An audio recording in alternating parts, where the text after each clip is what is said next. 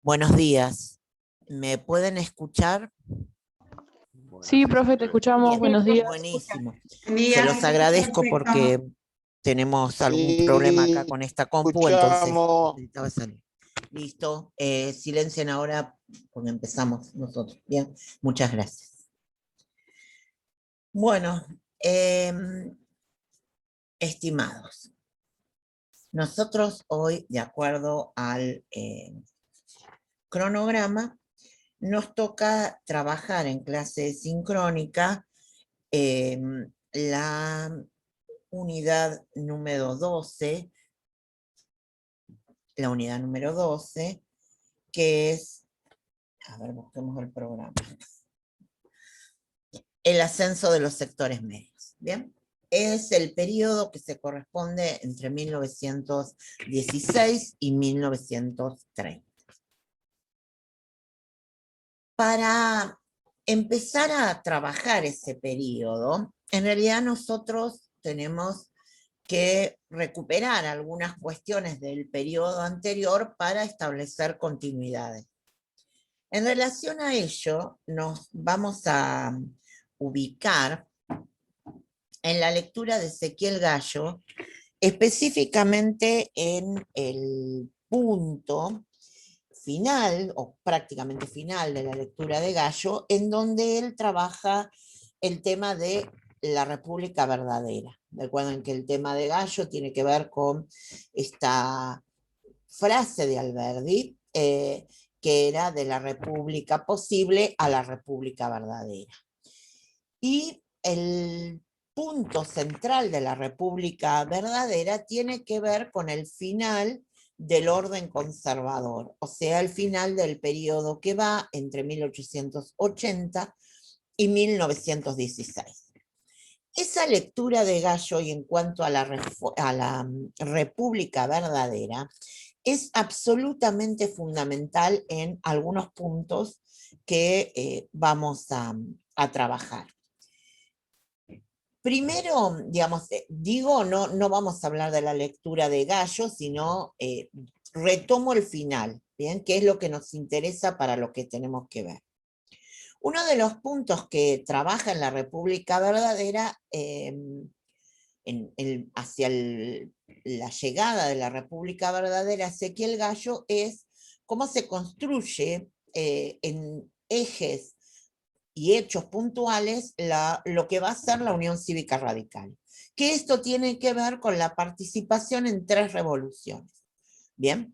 De hecho, Ezequiel Gallo identifica cuáles son, la del 90, la del 93 y la de 1905. En realidad, lo que hace hincapié es en la última, ¿no? En la de 1905, en la medida en que esa revolución, que fue apoyada en algún caso por algún sector militar, fue fuertemente desactivada y durante, como dice Ezequiel Gallo, durante las décadas siguientes, hasta 1930, o sea, hasta el golpe militar, no se va a ver nuevamente una participación de los militares en la vida política.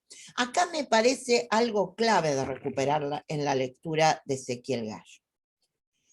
Específicamente porque nosotros vamos a ver la aparición en la vida política más fuerte de los militares en 1930, en el golpe militar de 1930, ¿bien? Que es como el final de nuestra clase y más que nada el comienzo de la siguiente. Pero lo que plantea Gallo es que los militares, en su construcción de participación en la vida política, no aparecen en el 30, aparecen antes. Y durante las revoluciones radicales, con algún tipo de apoyo que le dan algunas, intentaron influir en esa toma de decisiones. Se desactiva. Y el radicalismo, cuando accede al poder en 1916, va a tratar por todos los medios justamente de mantener un vínculo con las Fuerzas Armadas, especialmente con el ejército, muy diferente al que venía siendo pautado. ¿Bien? La otra cuestión que me parece importante de recuperar de la lectura de Ezequiel Gallo es el tema de la reforma política que se da a partir, de la ley Sáenz Peña de 1912. Eso tiene que ver con el proceso de las reformas electorales, ¿no? A ver, cuando hablo del proceso de reformas electorales, hablo del bloque, el bloque normativo en el cual la situación de plantear distintas alternativas para el ejercicio del derecho al voto se van dando. La más importante de todas, no la única, la más importante de todas es la ley Sáenz Peña. Esa ley posibilita a partir de allí el voto secreto obligatorio y universal.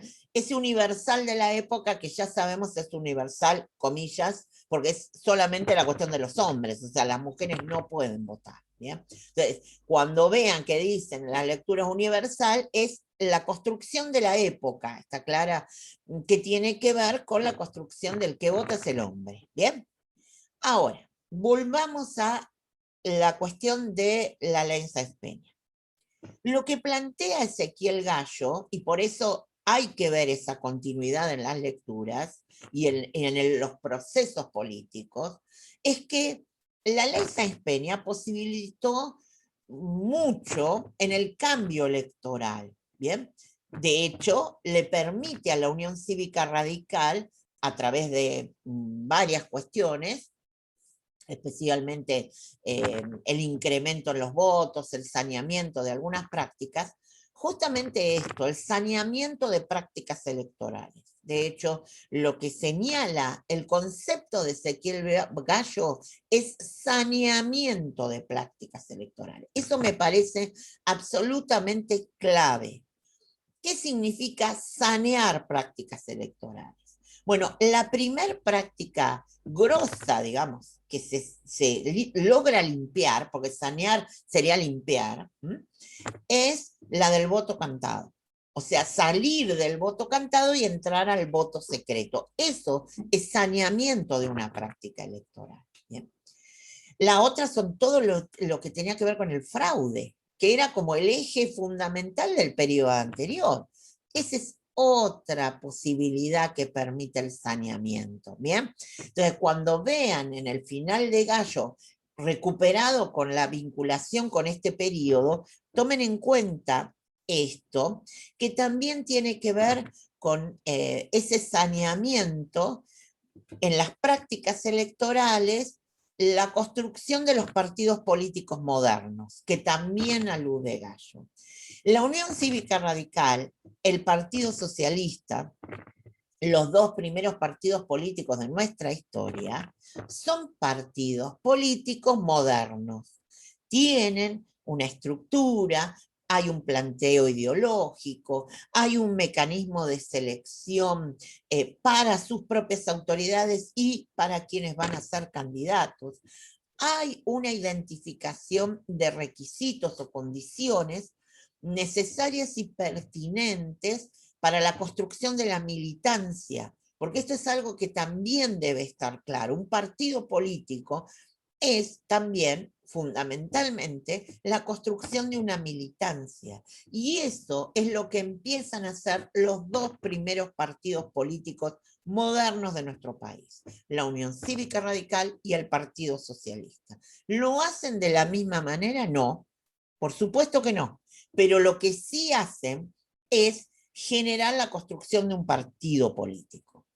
¿Cuál era el partido gobernante desde el 80 al 16? En general, con coaliciones, cambio de nombre, qué sé yo, era el Partido Autonomista Nacional, que el de partido tenía el nombre.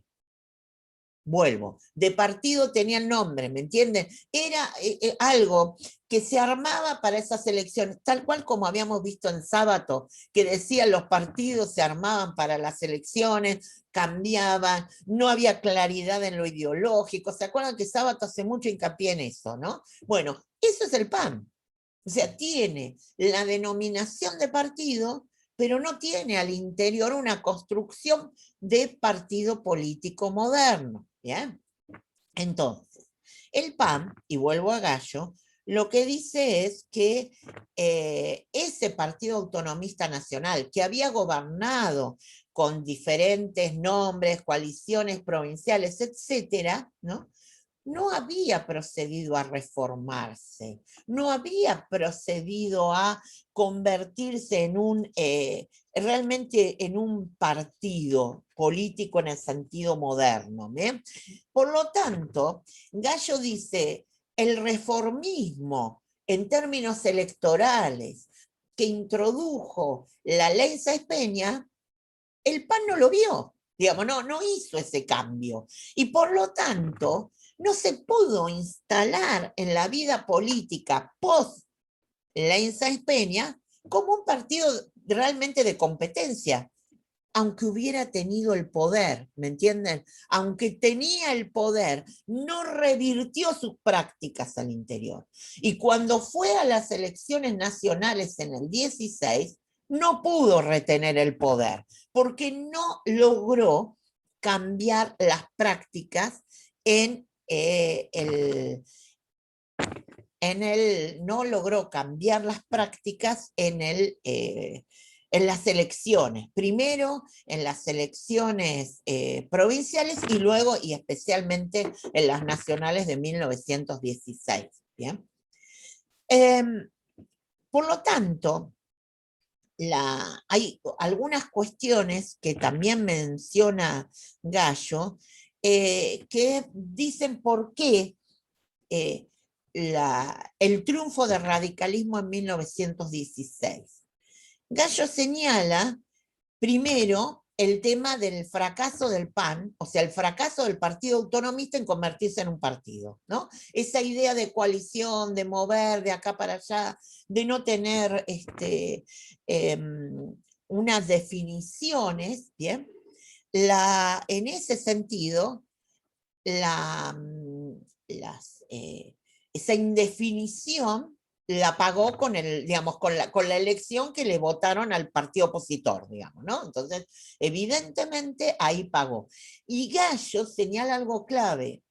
¿Qué era lo bueno que tenía, bueno, entre comillas, el PAN, el Partido Autonomista Nacional? Tenía personalidades fuertes en liderazgos, ¿bien? Para cuando llega la elección del 16, no tienen personalidades fuertes en el liderazgo. O sea, que entre que no se convirtieron en un partido político moderno y encima no tenían un Roca, un Pellegrini otra vez, ni siquiera un Sáenz Peña, entonces, de hecho, no tenían digamos, la posibilidad de oponer ante Irigoyen, que fue el candidato de la Unión Cívica Radical, alguien que les pudiera, digamos, enfrentar, ¿me entienden? O sea, no eran un partido en términos políticos modernos, se seguían moviendo con estructuras que ya no estaban, no eran posibles para ese tiempo, ¿me entienden? Y la otra cuestión es, ni siquiera tenían figuras descollantes, etc. La segunda cuestión que menciona Gallo para explicar el triunfo del 16 es que en las provincias esa situación de las autoridades que tampoco construyeron partidos modernos, digamos, o sea, tampoco se alinearon a pensarlo a nivel provincial. Y por lo tanto le pasó lo mismo, ¿no?, en la versión nacional como en las versiones provinciales, ¿no? Y finalmente señala que lo que es muy importante es que provoca la ley Sáenz Peña, como uno de los cambios interesantes,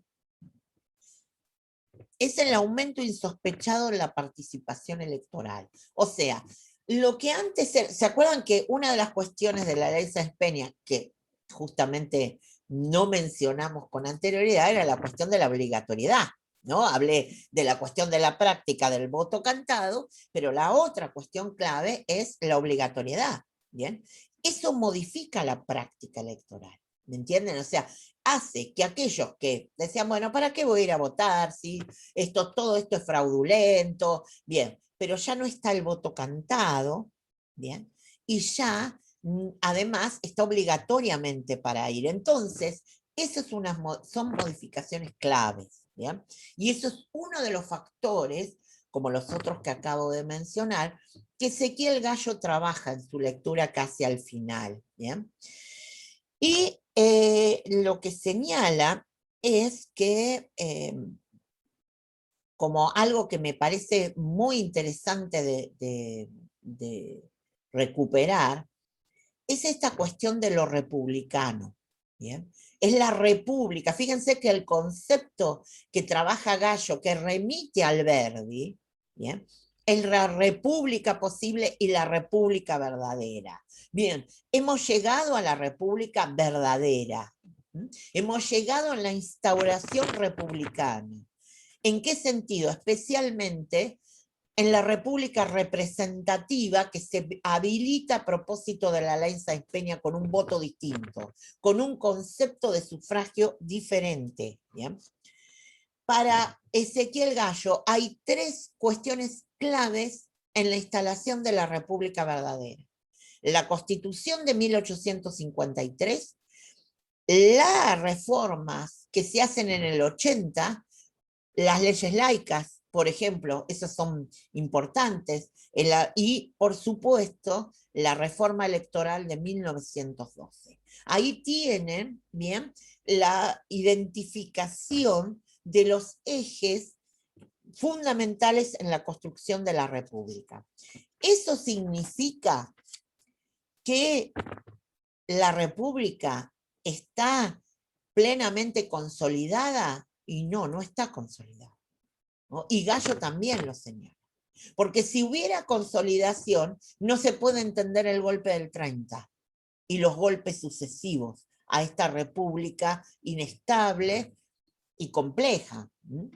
Pero lo que señala el autor, que lo más importante es que a partir del 12 se inicia prácticas electorales superadoras de lo que había sido el periodo anterior, o sea, tratando de evitar el fraude y demás. Pero eso no significó que esas prácticas estén totalmente instaladas. ¿Bien? De hecho, no lo estaban, porque el radicalismo va a intervenir en las provincias justamente porque no vivía, y ahora lo vamos a mencionar, porque la práctica de la ley Sáenz Peña no se habían enterado que tenían que ponerla en acción. Entonces, no se habían enterado, digo, en clara connivencia de seguir manteniendo las viejas prácticas. No es que no se habían enterado, es que no la querían hacer, que no es lo mismo. ¿Bien? Entonces, finalmente, cuando Gallo señala que la intervención federal o las intervenciones federales que el radicalismo va a implementar a partir del 16 tiene que ver con ver si puede instalar efectivamente la cuestión electoral y de la reforma electoral en la práctica, ¿no? Pero también es cierto que hay muchos sectores que estas definiciones de políticas no les parecen significativas e importantes. Y también hay otra cuestión, que no es menor, que es la vida política a nivel mundial, que va a ser como alterada durante los tiempos finales del orden conservador y durante el radicalismo, que si bien no son temas de análisis nuestro, ¿bien? Sí es cierto que las vamos a mencionar, porque cambian la cosmovisión política, ¿bien? Cambian, digamos, ponen la mirada en otras cuestiones. Y que tienen que ver especialmente con un tema sobre el que vamos a empezar a ver alguna cuestión. A ver, Catarusa, que es la lectura que trabaja radicalismo, ¿bien? Algunas cuestiones, empiezo por definir algunos puntos, digamos, y después me voy a la cuestión política. Voy a empezar por una definición de política externa, ¿bien? ¿Por qué? Porque así me libero del tema de lo externo y después nos quedamos todos con lo interno, ¿no? Y trabajamos toda la política interna. Y la reforma universitaria, que es uno de los ejes de jerarquización de nuestros contenidos. Entonces, primera cuestión. En 1914 se había iniciado a nivel mundial la Primera Guerra Mundial. Esto va a cambiar la configuración de las relaciones exteriores de todo el mundo. O sea, no es una cuestión absolutamente nuestra, sino es absolutamente de todo el mundo. En ese sentido, la lectura de Catarusa, por ejemplo, efectivamente el tema de los gobiernos radicales es el capítulo 2. ¿Bien? Entonces, política exterior. Primera Guerra Mundial. Para cuando llega Irigoyen a la presidencia, la guerra mundial ya existía, ya se había declarado, hacía 2 años que existía. ¿Cuál era la postura argentina frente a la guerra? La neutralidad. Y ahí va a haber otra continuidad, ¿bien? Irigoyen va a mantener la neutralidad frente al conflicto, o sea, no quiere involucrarse. El gobierno no de ninguna manera quiere involucrarse en la cuestión bélica. ¿Bien? Y de hecho, en el medio van a pasar otros acontecimientos que son importantes y significativos. Y después, obviamente, también. En 1917 se produjo la Revolución Rusa. Y esto va a cambiar la vida política del mundo, en el sentido de la aparición de una construcción revolucionaria con una base ideológica que ya tenía su tiempo de expansión y de propagación que se instala en el gobierno de un país, ¿bien? Y en el medio de un conflicto bélico, o sea, es todo un contexto general. Entonces, ese otro punto de política externa también es interesante mencionarla, porque muchos sectores van a mencionar lo que pasa a posteriori en la Revolución Rusa, los cambios que se produzcan, etcétera, y hay sectores de la vida política argentina que van a observar los cambios en Rusia desde distintos lugares, ¿no? O sea, desde aquellos partidos que se van a sentir más identificados con el proceso político ruso, como todos los otros que no van a considerar ser cercanos a esa nueva alternativa y obviamente van a pasar a ser claramente destructores, ¿no? De todo lo que venga del pensamiento de la izquierda, que va a empezar a ser como más presente, gracias obviamente a que la Revolución Rusa se instaló, fue muy compleja su primera permanencia, sus inicios, especialmente porque se dan en el contexto de la guerra mundial, entonces tiene que resolver la cuestión interna y qué hace con la guerra, ¿no? Los tratados y demás para salir de la guerra, etcétera, y la construcción posterior, ¿no? Que hace como proceso político la Revolución Rusa.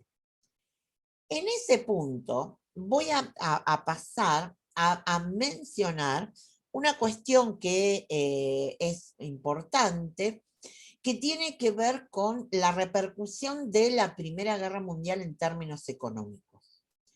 Ustedes han visto, ya lo vimos desde las presidencias fundacionales. Recuerden que Sábato, o en su lectura, empezaba, digamos, trabaja una cuestión clave, que es el hecho de que hay definiciones que no empiezan en el 80.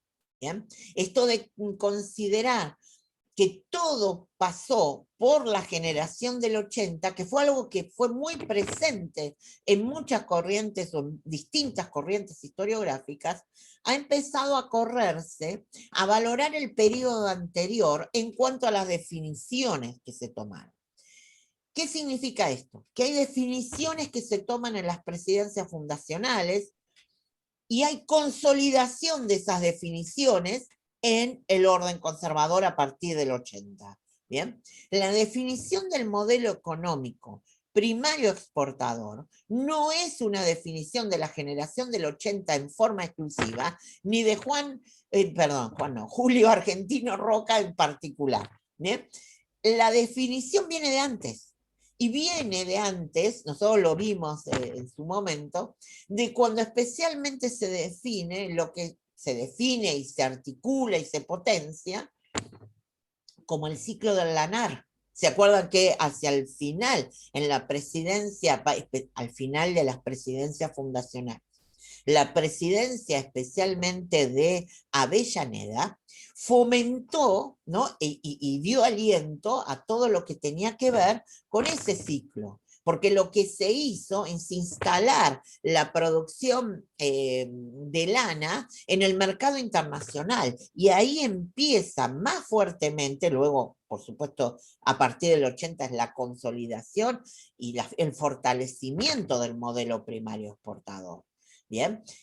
Que lleva a que cuando empieza el siglo XX seamos el granero del mundo. O sea, todo ese proceso no empezó en el 80, ¿bien? Empieza un poco antes.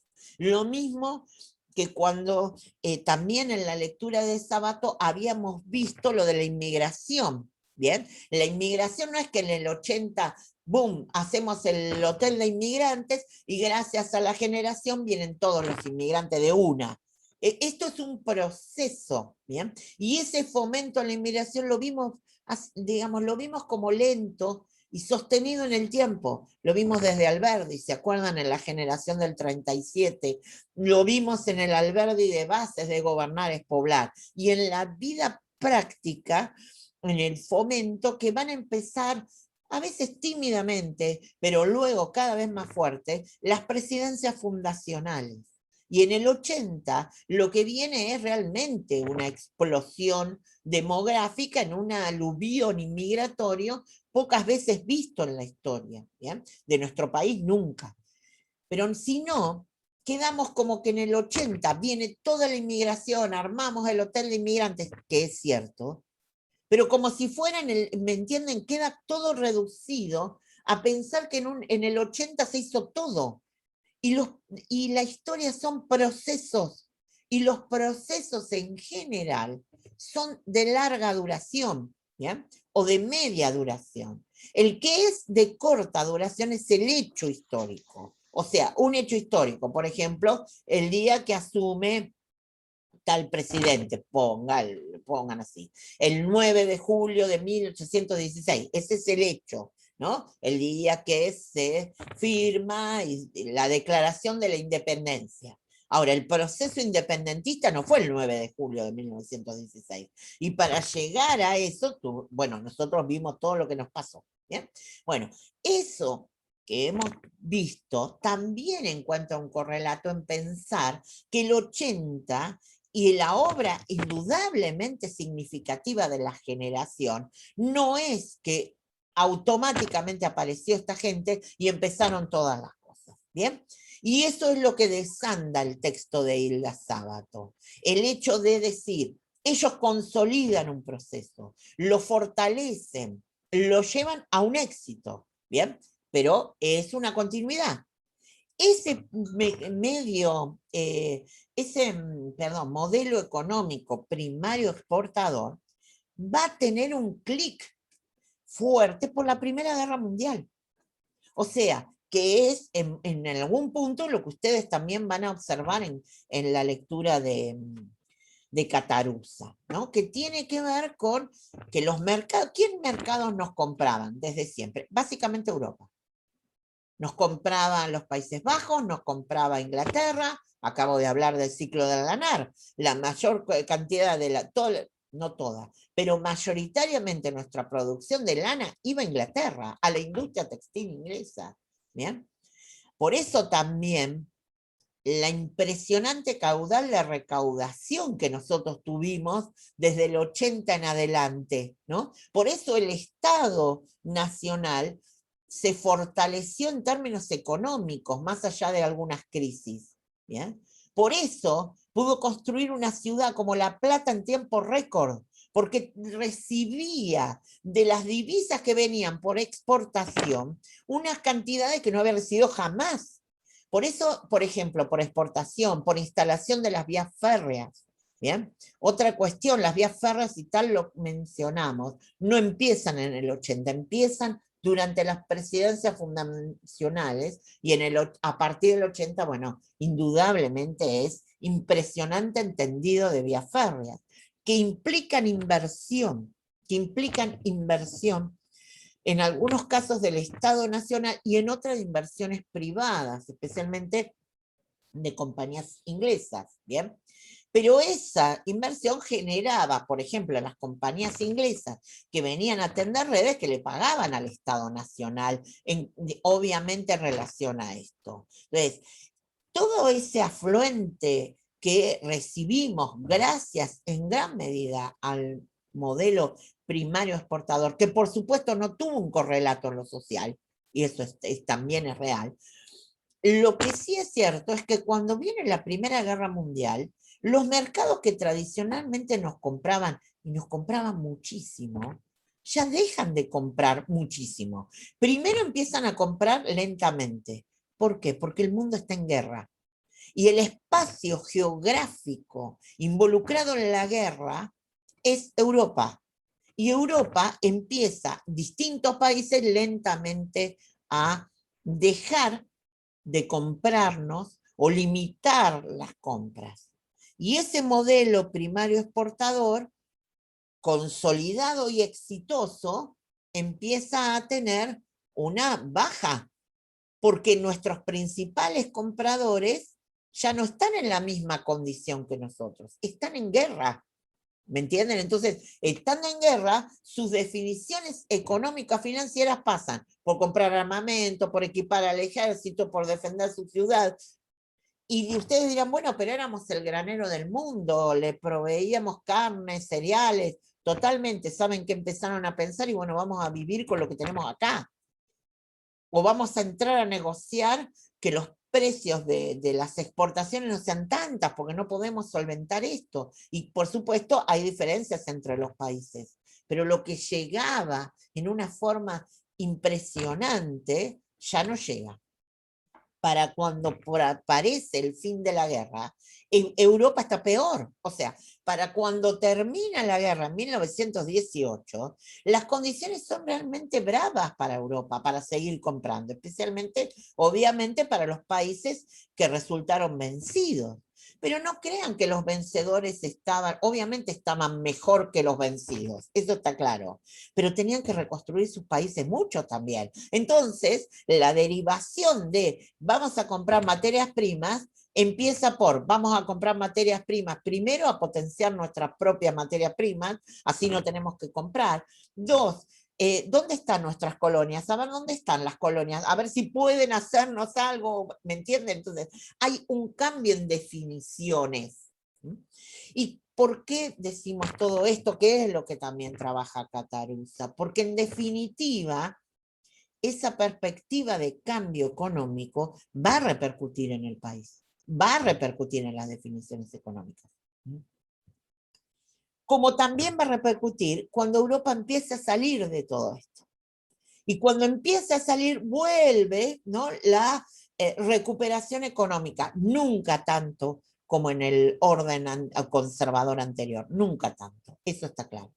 Pero lo que sí es cierto es que volvemos. ¿Ya? Y eso se produce especialmente bajo la presidencia de Alvear. Irigoyen vive el final de la guerra y la imposibilidad de la reapertura de muchos mercados, o lenta. La reapertura más fuerte, sin alcanzar, obviamente, el periodo anterior, es sin dudas durante la presidencia de Alvear.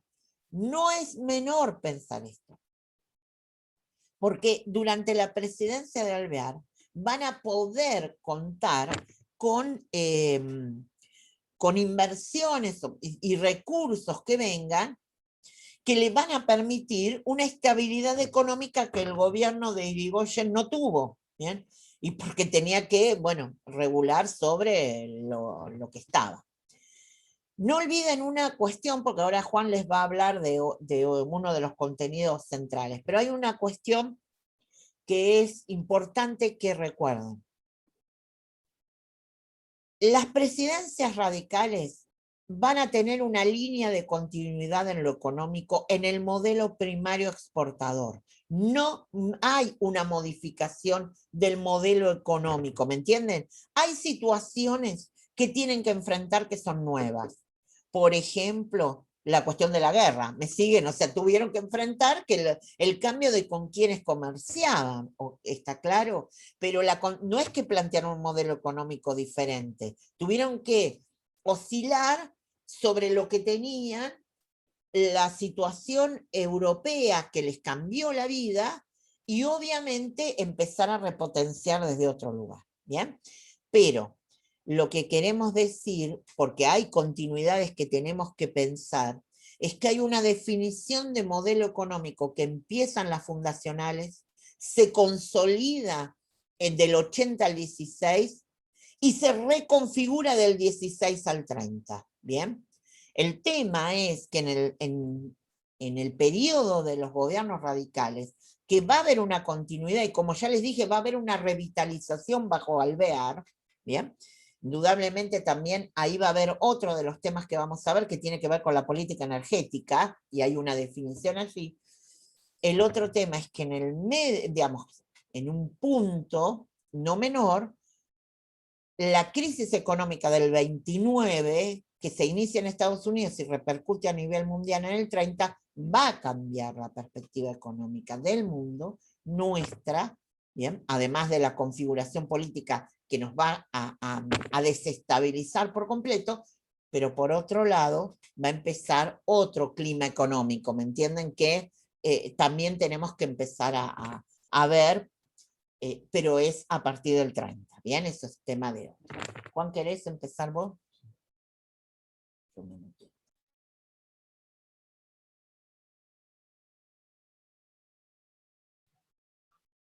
Hola, buenos días para todas y todos. Bueno, vamos a trabajar qué pasa en las universidades en el periodo de las gobernaciones radicales de las presidencias del 16 al 30.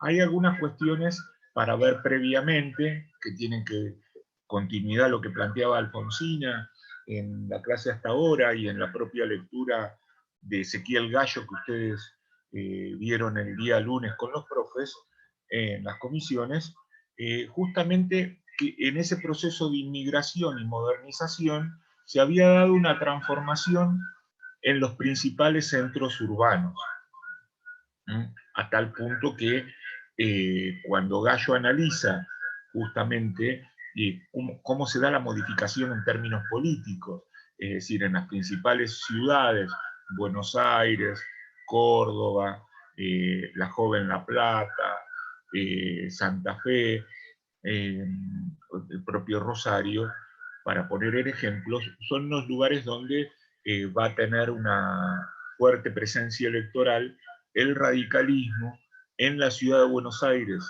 el Partido Socialista y en la provincia de Santa Fe el Partido Demócrata Progresista, todos partidos entendidos como los partidos modernos en la Argentina. En el resto del interior, claramente ese partido autonomista nacional con crisis de liderazgo, pero tenía una fuerte presencia con sus caudillos conservadores, que le van a dar un peso importante y explica esta relación política.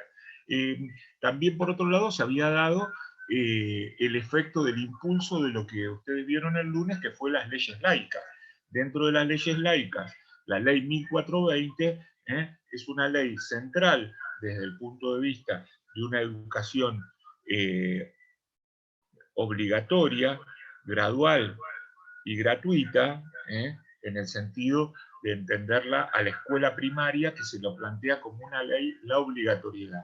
Esto también va a marcar que en los próximos 30 años, cuando estamos llegando ya a la presidencia de Irigoyen, a partir del 16, los procesos de alfabetización y de terminalidad de escuela primaria en los centros urbanos más modernos tiene un porcentaje importante.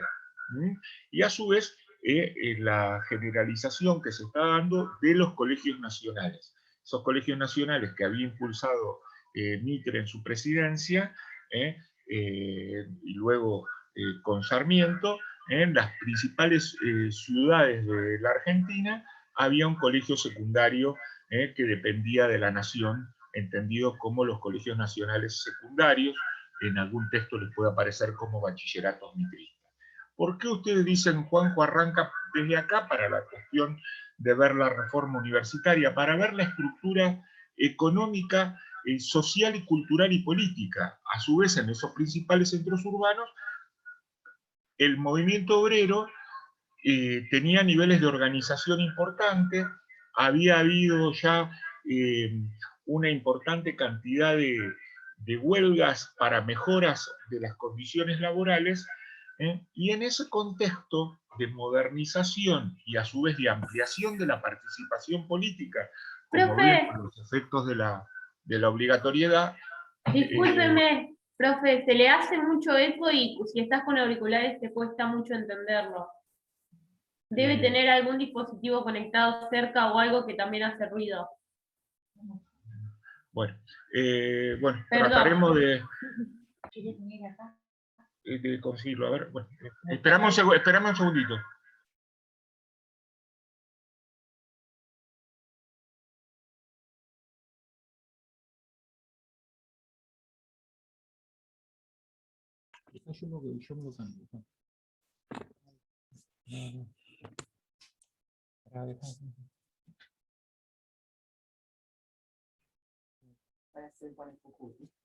Bueno, cambié el...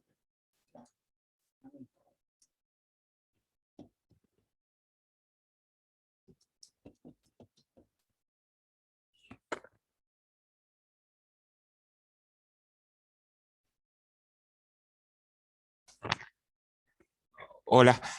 Bueno, entonces vamos a seguir en el sentido de ver qué es lo que estaba pasando en esos principales centros urbanos, como dijimos, y los efectos que había tenido, ya eran más de 30 años de obligatoriedad de escuela primaria, de expansión de la escuela secundaria a través de esos colegios nacionales que se daban solamente en los principales centros urbanos. Esto es importante para ver, y en las propias lecturas lo va a decir. Había una mejor alfabetización, pero eso no era lo mismo en el interior, situación que no cambia al día de hoy cuando uno ve los indicadores socioeconómicos, es decir, si uno iba, esos indicadores de analfabetismo en provincias como Catamarca, como La Rioja, eran altísimos. Bueno, ¿qué pasaba en la universidad? Y ustedes tienen ahí el texto que fue escrito en colaboración con Pablo Coronel y con Alfonsina, en el sentido de ver qué pasa en el sistema universitario. Bueno, en el sistema universitario nosotros vamos a tener la creación de la Universidad de Córdoba, esa creación de la Universidad de Córdoba que se da en el siglo XVII, es decir, una creación de una universidad de Córdoba que en 1631 específicamente, es para que ustedes visibilicen, es anterior a la fundación del Virreinato del Río de la Plata,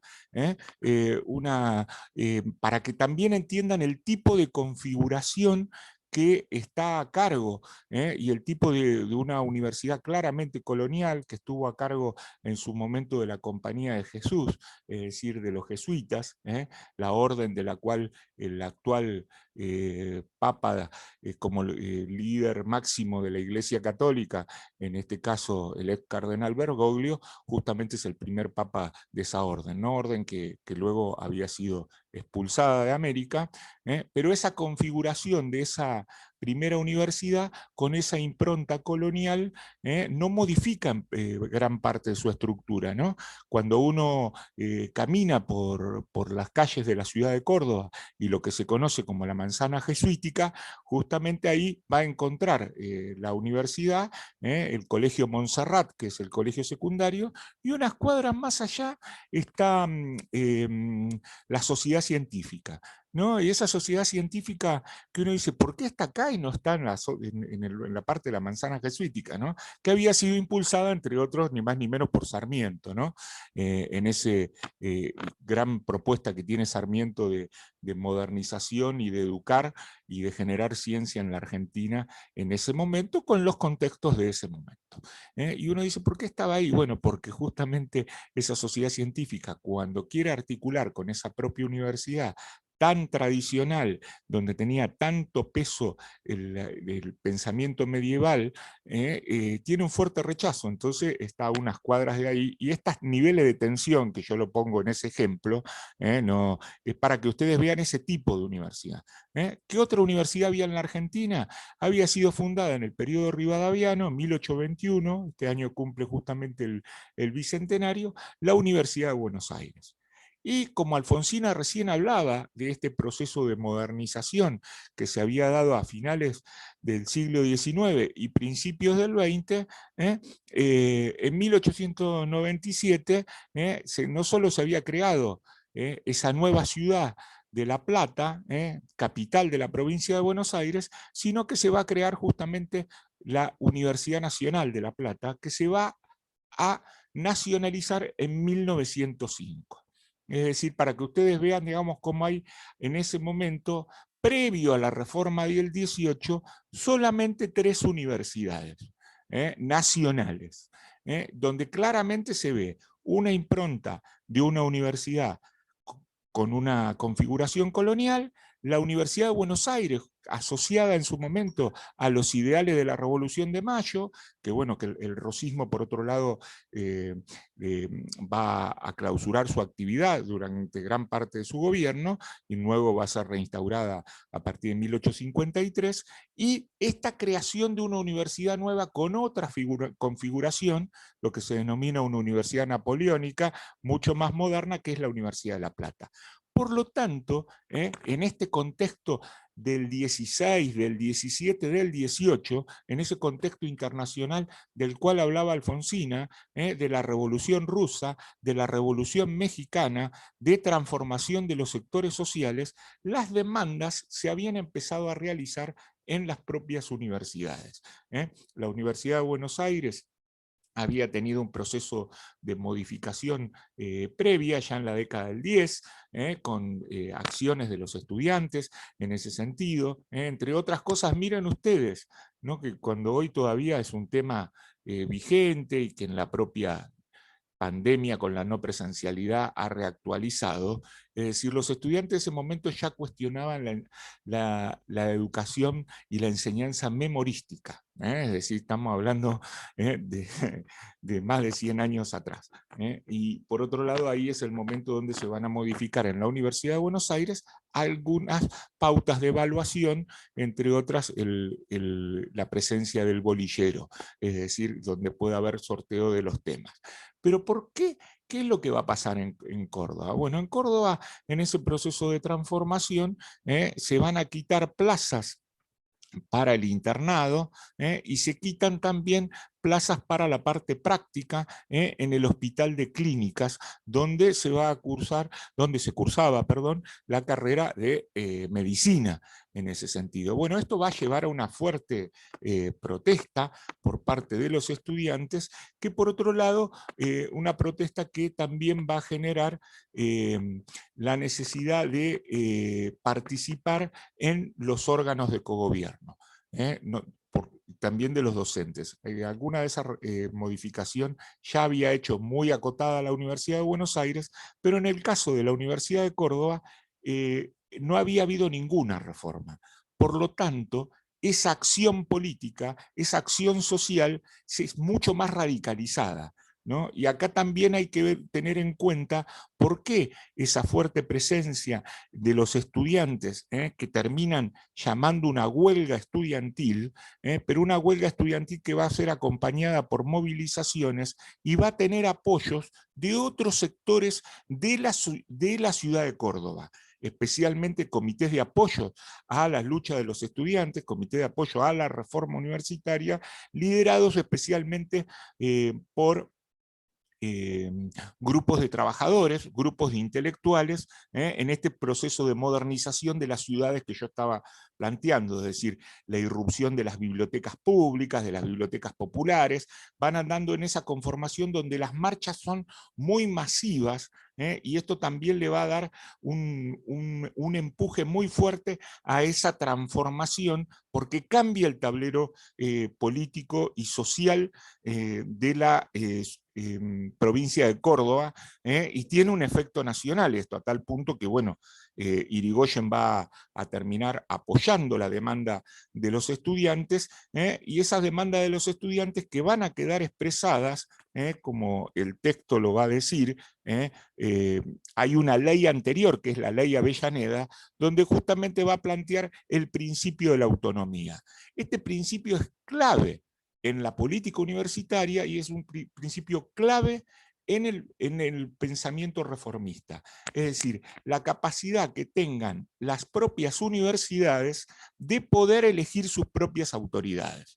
Esto es lo que van a impulsar los estudiantes cordobeses, y que luego va a ser acompañado por un grupo de docentes en este sentido, ¿no? Y esa propuesta, esa huelga, que se expresa claramente el 15 de junio de 1918, una huelga estudiantil, era inimaginado para ese momento, como veíamos con Suriano, con la huelga de inquilinos, ahora una huelga de estudiantes, donde los estudiantes no asisten a la universidad. Es decir, pensémoslo en ese mundo en ese momento, ¿no? Y bueno, ¿y qué también planteaban esos estudiantes? Porque cuestionaban en esa universidad cordobesa que no se enseñaban los avances de la ciencia. Entonces va a plantear justamente otro principio de la reforma, que va a ser la selección de profesores por concursos. Este es un tema importante, es decir, de cómo van a acceder los profesores a las cátedras. ¿Y por qué este ejemplo y esta acción de este programa? En el sentido de que hasta ese momento las cátedras eran hereditarias, y por otro lado se daba de que de padre pasaban a hijo, y en algunos casos de abuelo a nieto. Esto también da el perfil de que cuando si ustedes van a Córdoba o conocen Córdoba, es conocida como la docta también, esa sociedad tradicional donde justamente los cargos universitarios se pasaban entre la propia familia, ¿no? Claramente era una élite que seguía manejando la universidad y las facultades en un proceso de transformación económica y social de ascenso de los sectores medios. Por eso no es casualidad que esto se da también en ese momento del surgimiento de los partidos que representan a los sectores medios y esa fuerte demanda de la educación pública. Y en Córdoba claramente se va a dar esa tensión que en el texto les va a aparecer entre los liberales y los católicos, porque claramente en los pensamientos más tradicionales de la Iglesia Católica cuestionaban los principios del laicismo que se había visto ya en la ley 1420, y acá esta demanda era profundizada. ¿Qué le agregaban a la cuestión de los concursos? La posibilidad de la libertad de cátedra y la cátedra paralela, es decir, que puedan existir modificaciones en sus programas, y a su vez otro principio de la reforma es que los estudiantes puedan tener otras opciones de propuestas. ¿Qué otro principio central en la reforma? Autonomía, cogobierno. ¿Qué va a significar el cogobierno? Es entendida la universidad como una república democrática, y en ese cogobierno ustedes integran el claustro estudiantil. Los docentes integran el claustro docente o claustro de profesores, y los graduados van a integrar el claustro de los graduados, que son todos aquellos estudiantes que se recibieron. ¿Qué van a formar como un órgano de cogobierno? El Consejo Académico de las Facultades. Es el órgano que va a cogobernar las facultades. Y ese consejo académico va a elegir una autoridad que va a ser el decano, decana o decano. Para poner un ejemplo, en el órgano de cogobierno en nuestra facultad, que es el consejo académico, elige a su decana y vicedecana, en este caso, la doctora Ortega y la doctora Berardo, son quienes están a cargo de la gestión en este momento. Entonces tenemos los claustros: docente, estudiante, graduado. En la actualidad hay otro claustro más, pero en la actualidad, en las últimas décadas del siglo XX, y se incorpora en el estatuto de nuestra propia universidad, el personal universitario.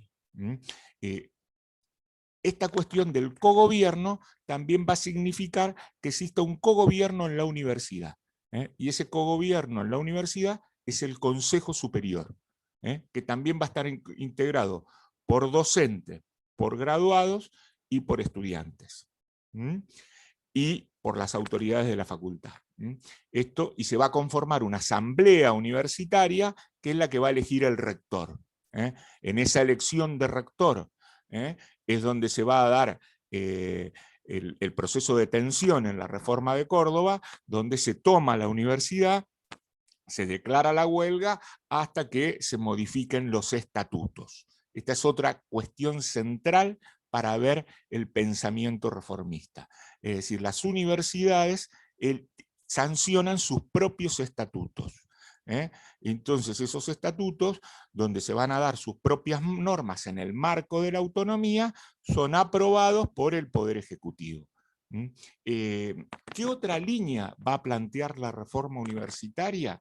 En ese manifiesto liminar, que en el texto ustedes lo van a ir viendo, alguna cuestión que les va a parecer claramente sorprendente es a quién está dirigida esa reforma universitaria. A los hombres libres de América. Es decir, y acá ya vemos la proyección continental que va a tener la reforma, una reforma desde el punto de vista que tiene impacto desde el punto de vista político y social, no solo en la Argentina, sino que va a tener un fuerte impacto, entre otros lados, en Perú, con la conformación de un partido político que va a ser el APRA, también referente de los sectores medios, y esa reforma universitaria rápidamente va a tener fuerte impacto en el Uruguay, en la Universidad de la República del Uruguay, que va a modificar su tradición, y también va a pasar lo mismo en Chile y luego en Córdoba, en Cuba, perdón. Vemos, digamos, acá esa proyección latinoamericana de la reforma, ¿no? ¿Qué va a plantear también? Y el eje del artículo lo va a plantear es la relación universidad, sociedad, Estado. En la primera parte de ese artículo se refiere a la cuestión de la reforma en este periodo que va del 16 al 30, y luego el artículo va a avanzar con qué pasa en la universidad en otros periodos políticos, justamente en el periodo de la década infame, es decir, a partir del primer golpe, qué pasa durante el peronismo, y acá va a haber una fuerte tensión con respecto a la autonomía, pero bueno, vuelvo a los principios de la reforma. ¿Qué otro elemento es clave en ese programa reformista que se expresa en el manifiesto y luego en el texto lo va a decir en la propuesta de la Federación Universitaria Argentina? Ahí van a surgir los centros de estudiantes, las federaciones de cada una de las universidades y luego la conformación de un organismo superior del movimiento estudiantil, que es la Federación Universitaria Argentina. Justamente otra línea que es central, que es la extensión universitaria. Cómo la universidad se dialoga con la sociedad, qué puentes construye, y acá claramente son las propuestas y los programas de la extensión universitaria. En esa extensión universitaria, es decir, qué aporta la sociedad, a la universidad y qué llega de la sociedad a la universidad.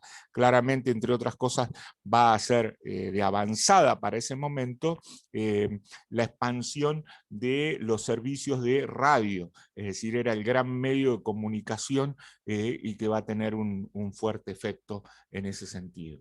Me parece que vamos marcando acá estos principios de la reforma que van a ser centrales desde el punto de vista del pluralismo académico, desde el pluralismo del enfoque que debe tener una universidad pública, y donde también ya desde los sectores estudiantiles se va a plantear los principios de gratuidad. No se van a cumplir en ese momento, pero luego, en gobiernos posteriores, durante el peronismo, se va a suprimir el pago de los aranceles. La participación de los estudiantes en los órganos de cogobierno y en los concursos va a ser un hecho trascendente que luego, en la suspensión de la reforma, en cada gobierno autoritario, va a marcar justamente un nivel de tensión. Me parece que acá lo que estamos viendo es cómo esa modernización política, económica y el surgimiento de esos sectores medios también se van a plantear cómo acceder a la universidad, y de una universidad que hasta principios de 1910 claramente era un lugar de los sectores más acomodados de la sociedad argentina, ¿no? Entonces ese proceso de alfabetización, expansión de la matrícula de la escuela secundaria y el efecto de la inmigración, esa movilidad de los sectores medios, había llevado que aquel inmigrante que le había ido relativamente bien económicamente, ya quería que sus hijos tuvieran una formación mayor a la que había tenido él. Esto es entendido porque esto nos marca algo que va a atravesar gran parte del siglo XX y es un interrogante de la situación en la cual vivimos en parte del siglo XXI. Es decir, donde las generaciones posteriores, es decir, donde los padres superan a los hijos en formación, en ascenso social, en progreso en general, luego eso le va a dar esa movilidad a la Argentina, donde justamente se habla de la gran capa de los sectores medios, y en algunos casos, como puede ser la historia de muchos de los que cumplimos funciones docentes en este equipo de la cátedra, quienes somos hijos de quienes tuvieron solamente escuela primaria, hoy somos docentes universitarios porque pudimos hacer ese proceso de movilidad social. esta situación en la universidad pública no es comparable a otros modelos de movilidad social en ese siglo XX, que explica la transformación política y también qué pasa en la universidad. Me parece que en este breve resumen fui marcando, digamos, la parte que corresponde, del capítulo, la parte que corresponde a el periodo de las presidencias radicales. Esa crisis económica de la cual hablaba Alfonsina, de 1929, que va a impactar en la Argentina en 1930, va a tener una consecuencia triste, nefasta, que va a ser el primer golpe de Estado, y claramente en el texto vamos a ver acá también cómo desde ese golpe de Estado en 1930 se suspenden los principios de la reforma y se suspenden esos estatutos que habían permitido generar ya una universidad, un sistema universitario que ya no era de 3 universidades, sino que ya era de 5, porque la universidad del litoral, la Universidad del Litoral, que tenía sede en Santa Fe, pero también llegaba a Entre Ríos y también llegaba a Corrientes, se había nacionalizado en 1919, y la otra universidad que se había nacionalizado, que también tenía un impacto regional, era la Universidad Nacional del Tucumán. Esto nosotros vamos viendo cómo habían crecido las matrículas de la escuela primaria, cómo habían crecido las matrículas de la escuela secundaria, y cómo hay un gran crecimiento de la matrícula universitaria, donde habían llegado otros sectores sociales a la carrera universitaria. Bueno, acá estamos finalizando esta parte, devuelvo a pasar ahora a Alfonsina.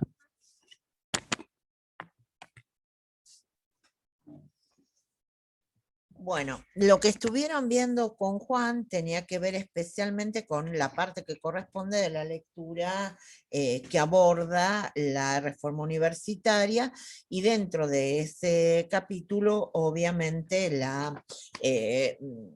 todo lo que tiene que ver desde el 18 hasta el 30, digamos, que es el periodo que vemos.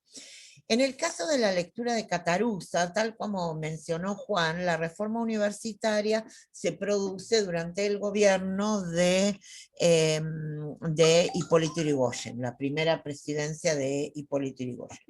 Y la situación de la continuidad de la reforma se va a dar en general en las presidencias radicales, como también la de Marcelo Torcuato de Alvear.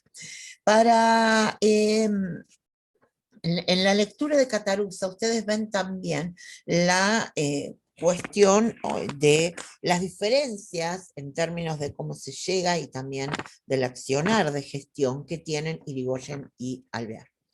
En ese sentido tienen que ver con lo que Cataruzza habla de gestos de autonomía, o sea, como cada uno de los diferentes presidentes va a tener un estilo de gestión absolutamente distinta, ¿bien? Y lo que tiene que ver también con las líneas de acción, en este caso del gobierno de Alvear.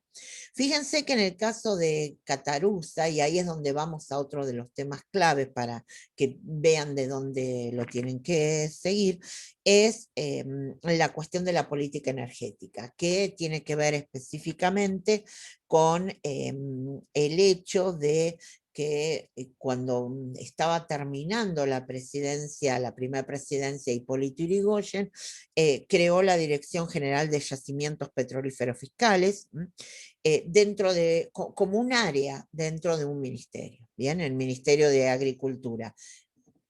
Y generó a Mosconi como quien puso al frente de ese organismo. Alvear, por su parte, es el que coloca a Mosconi, que tenía una activa participación cuando se genera la creación de YPF, y también se creó la Fábrica Nacional de Aviones en Córdoba hacia 1927. Bien, entonces todo lo que tiene que ver con la cuestión de la política energética es clave, entre otros, en el pensar de que el radicalismo tenía muy fuertemente asentada la idea de que especialmente la cuestión del petróleo tuviera que ver con una instancia estatal.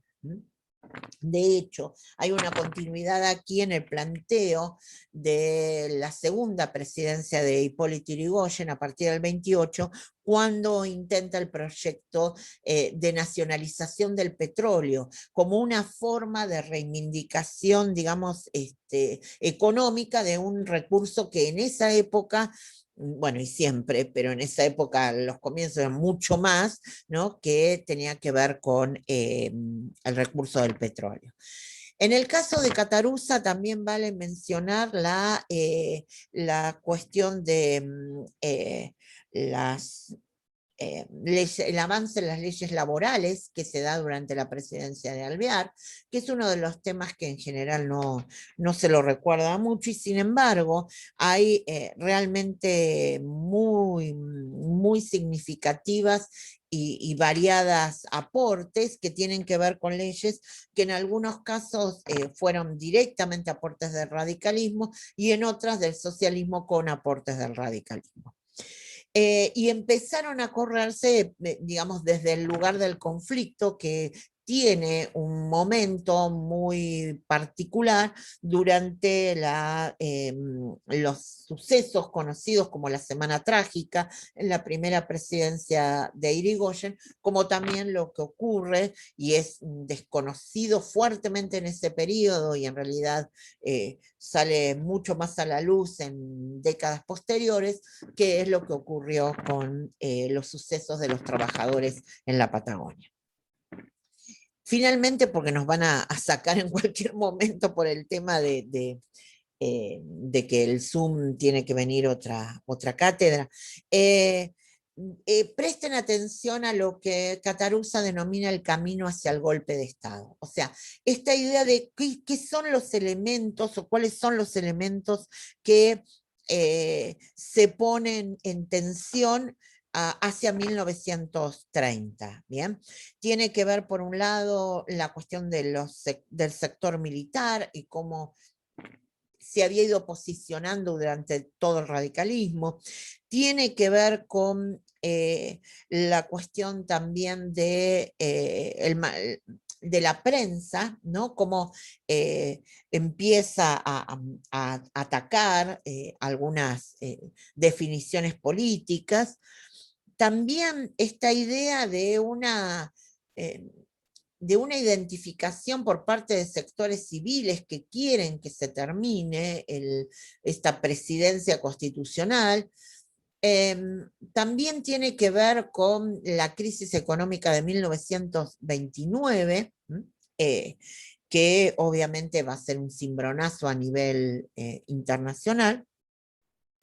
Y esta idea de Catarusa que dice las actividades de los golpistas en los meses previos al golpe del 30 se habían hecho fuertemente evidentes, digamos, no era una cuestión velada, no es un golpe oculto en muchos casos, sino que era muy particular, ¿no? Esta presencia, y que coincidía con un espíritu general, ¿no?, de esta idea de colocar el orden, como que el orden lo tiene que dar otro sector de la sociedad y no lo tiene que dar los propios mecanismos políticos ni las propias condiciones republicanas instaladas en términos constitucional para preservar el orden institucional.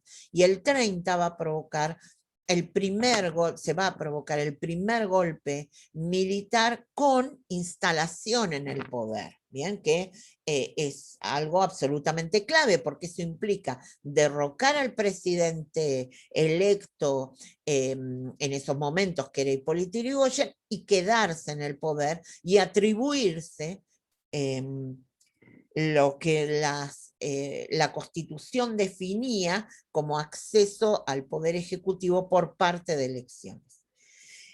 Ustedes en el 30 van a ver, además del golpe en sí, lo que tiene que ver con qué pasa con el Poder Judicial, que eso es el tema en la próxima clase. Bueno, la cuestión de... me sale un aviso como que se va a cerrar, perdón. Quiero ver si hay algunas preguntas por acá.